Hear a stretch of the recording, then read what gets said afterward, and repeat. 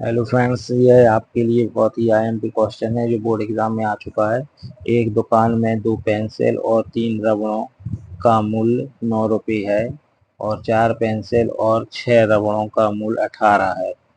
प्रत्येक रबड़ और पेंसिल का मूल्य ज्ञात कीजिए। अब इसमें क्या करेंगे क्वेश्चंस में आपके लिए सबसे बेस्ट। तो सबसे पहले बोल रहा है पेंसिल और फिर बोल रहा है रबड़। तो पेंसिल को आप क्या मान लेंगे, एक्स। क्या मान लेंगे, एक्स। और रबड़ को क्या मान लेंगे आप, वाई। 2 पेंसिल है, 2x। क्वेश्चन बोल रहा 2 पेंसिल और 3 रबड़ प्लस 3 बाय 3 रबड़ बराबर कितना हो गया आपका, कितना हो जाएगा। 3 पेंसिल, तो ये कितना है, मूल्य कितना है, 9 रुपये। ठीक है। उसके बाद 4 पेंसिल और 6 रबड़। 6 रबड़, तो रबड़ों 6 रबड़ मतलब 4x धन 6y बराबर कितना मूल्य है उसका, 18 रुपीज है। अब इसको आप विलोपन या प्रतिस्थापन दोनों विधियों से कर सकते हैं, पर आप मान लो कि अपन प्रतिस्थापन विधि से करते हैं तो इसको समीकरण नंबर क्या मानते हैं, 1। और इसको मान लेंगे समीकरण नंबर 2। ये 2 है समीकरण 1 और 2। इस क्वेश्चन को आगे क्या हल करेंगे, समीकरण 1 से।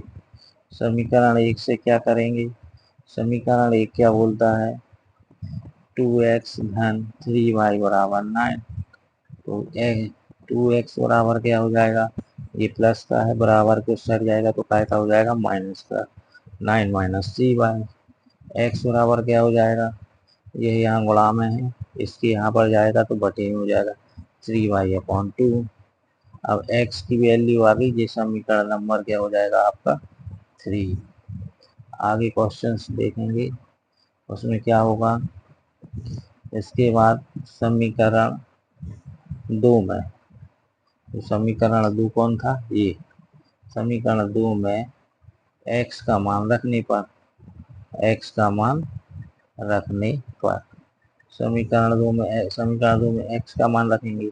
समीकरण 2 में x का मान क्या है, रखने के लिए 4x धन 6y बराबर 18, ये समीकरण 2 लिखेंगे। यहाँ अपन x का मान रखेंगे 4 इंटू 9 माइनस 3y, x का मान है बटे 2 धन 6y बराबर 18। अब 2 से ये 4 कट रहा है, 2 दूनी 4, तो 2 बार कट गया। इसके बाद नेक्स्ट क्या करेंगे, इसके बाद 2 इंटू 9 माइनस 3y धन 6y बराबर 18। इससे क्या होगा, 9 दूनी 18। कोष्टक को हटाने के लिए इसका हल कर देंगे, 3 दूनी 6y धन 6y बराबर 18। ठीक ना। तो इसको अपन क्या करेंगे, तो इसको अपन हल करेंगे तो इसमें क्या आ जाएगा, प्लस माइनस कट जाएंगे, 18 इजकल टू 18। तो यह क्वेश्चन है, यह में y का कोई भी मान हल के रूप में प्राप्त नहीं हो सकता। y का कोई भी मान हल के रूप में प्राप्त नहीं हो सकता है, इसलिए यह कथन नहीं हो सकता। अतः इसका सर्वनिष्ठ हल नहीं है, इसका कोई हल नहीं है। इस तरीके का क्वेश्चन भी आ सकता है आपके सवाल में। क्वेश्चन है, 2 व्यक्तियों की आय का अनुपात 9:7 है और खर्चों का अनुपात 4:3 है। यदि प्रत्येक व्यक्ति प्रति महीने में 2,000 रुपये बचा लेता है तो उसकी मासिक आय बताना है। तो महीने में कितना बचा लेता है, 2,000 रुपये, और खर्च कितने हैं, 4:3 में, और 2 व्यक्तियों की आय का अनुपात। तो इसमें अपन क्या करेंगे, तो माना कि क्या है, मासिक आय। मासिक आय क्रम से क्या है, 9 दोनों व्यक्तियों की क्या है, दोनों व्यक्तियों की मासिक आय क्रम से क्या है, अपन ने बोला अनुपात में कितनी है, 9 और अनुपात 7, तो इनकी हो जाएगी 9x अनुपात 7x अपन ने मान लिया। खर्चे क्या है इनके, खर्चों में देखेंगे, और खर्चों का अनुपात कितना है, 4:3। तो इसको अपन खर्चे मान लेंगे बाय। आय क्या मान लिया अपन ने, आय को आपने एक्स और खर्चों को आपने बाय। ठीक है, तो उसके बाद क्या हो जाएगा खर्चों में, खर्चे अपन ने क्या है 4y अनुपाते 3y, ये हो जाएगा खर्चे। अब इसमें अपन क्या करेंगे कि इसको अपन x और y के समीकरण में निरूपित कर देंगे। तो क्या करेंगे 9x माइनस 4y बराबर कितने बचा लेता है 2000 रुपये, 2000 रुपये बचा लेता है। इसी प्रकार से 7x माइनस 3y का जब अनुपात रहेगा इसमें भी क्या बचा लेता है यह 2000 रुपये, 2000 रुपये यह बचा लेता है। अब इसमें क्या करेंगे आप समीकरण 1 और समीकरण 2, या तो x और y का मान निकाल लेंगे तो अपना क्या निकल आएगी, इसकी मासिक आय में निकल आएगी। तो कैसे निकालेंगे इसको, क्या निकालना, आय निकालना है। तो सबसे पहले अपन क्या करते हैं, या तो विलोपन विधि से कर लें या आप प्रतिस्थापन विलोपन से कर लेंगे तो सही रहेगा। ये समीकरण 1 है, ये समीकरण 1 है और ये समीकरण नंबर 2, समीकरण 1 और समीकरण नंबर 2 दिया हुआ है। समीकरण 1 में क्या करेंगे, इस वाले 7 का यहाँ गुणा कर देंगे, यहाँ इसमें 7 का गुणा कर देंगे 7 का गुणा, और इस वाले 9 का यहाँ गुणा कर देंगे। तो समीकरण 1 यह 1 है, ये समीकरण क्या है, समीकरण 1 है। समीकरण 1 में कितने से गुणा किया 7 से, और समीकरण 2 में काय से गुणा किया अपन ने 9 से। तो कितना आ जाएगा 9 7 63, 9 7 9 63, ऐसा 63 है, 7 चौके 28y बराबर 7 दूनी 14, 14,000 आ जाएगा। इसी प्रकार इसको करेंगे 9 7 63 x माइनस 7 9 9 30 27y, 27y बराबर कितना आ जाएगा 9 दूनी 18,000।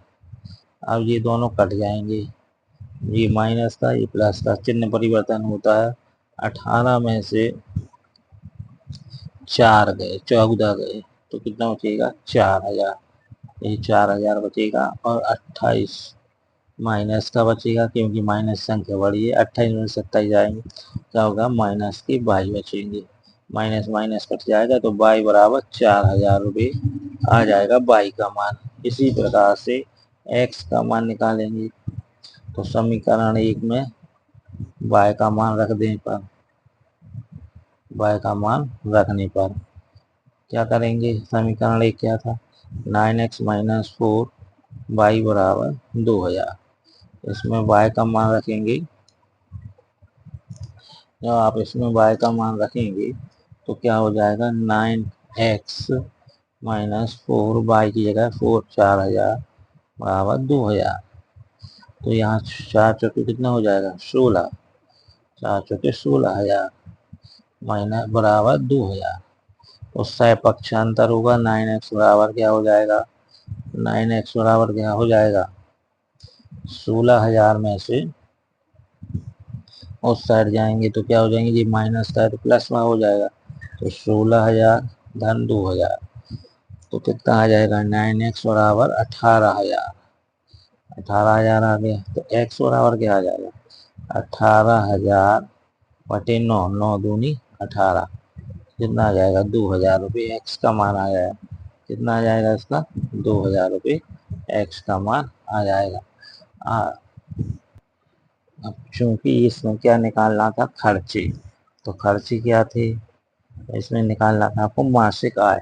तो मासिक आय का जो आपने क्या किया था, मासिक आय क्या होगी उसकी, मासिक आय थी अपन ने माना था क्या, मासिक आय मान ली थी 9x और 9x मान ली थी तो और 7x।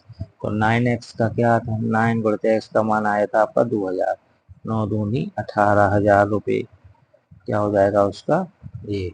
और दूसरी मास इकाई कितनी थी अपना 7, तो 7 x का मान फिर 2000, तो दूसरी हो जाएगी 14,000 रुपये। इस तरीके से इसका हल करेंगे। अब क्वेश्चन आया था AP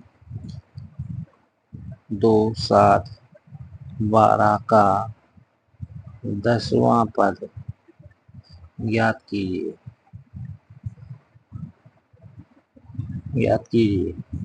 तो इसके लिए AP का जो फार्मूला था ये आपको याद होना चाहिए। AN बराबर A धन N-1 इंटू D है, ये फार्मूला है।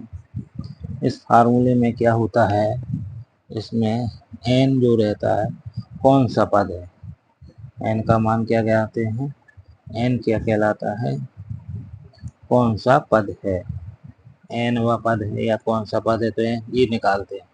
d जो होता है वो सर्वांतर होता है, d जो होता है a होता है प्रथम पद, ठीक है, n व पद और d सर्वांतर n प्रथम पद। इसमें मान रखेंगे, प्रथम पद क्या होगा इसका, यह 2, तो इसमें a धन N-1 इंटू डी में प्रथम पद हो गया 2 धन n व पद कौन सा है 10, 10 माइनस 1 an निकालेंगे। an यानी कि जनरल टर्म्स भी कहते हैं, व्यापक पद होता है, और इसमें an निकालेंगे। d क्या है, सर्वांतर, सर्वांतर कितना होगा, सर्वांतर निकालने के लिए d कितना है सर्वांतर इन दोनों के बीच, 2 और 7 में से 2 घटा दो तो कितना आ जाएगा 5, और 5 का डिफरेंस चल रहा है इसमें, 7 में 5, 12 में से 7 है, कितना हो जाएगा, सर्वांतर निकालने के D2 बराबर A2 माइनस A1 या A3 माइनस A2 से निकालते हैं, तो ये सर्वांतर हो जाएगा D बराबर A2 माइनस A1, 7 माइनस 2 मतलब कि D बराबर कितना आ जाएगा 5, तो यहाँ हो जाएगा 5, 2 धन 10 में से 1 गया, कितना बचेगा 9 इंटू 5, तो 9 पौना 45 धन 2 कितना हो जाएगा इसका 47, तो AN इसमें बोल रहा है 10वां पद कौन सा होगा, तो इसका 10वां A10 बराबर कितना हो जाएगा 47, का 10वां पद 47 हो।